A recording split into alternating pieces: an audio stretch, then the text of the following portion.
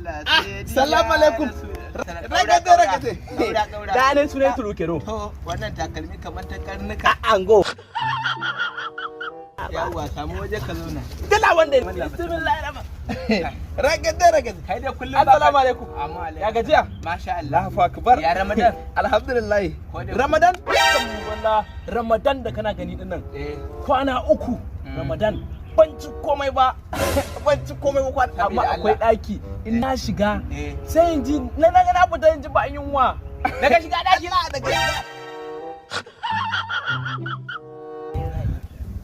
to daga na shiga na fita ba yunwa ragaje akwai labari daya falin bayan niro gungai ma akwai kwana 3 din nan akwai abun mamaki idan na je zan yi bacci ba na gane lokacin sallah sai idan na fita waje na ga rana in na zo daki sai in kalla agogo karfe 3 na dare karfe 3 na dare sai in dauki abinci amma ba kaura kare na mun wayo Allah to bari in gaya maka karancan da ta wuce ina gaya maka a kowace rana ina hadawa ne azumi ta sati guda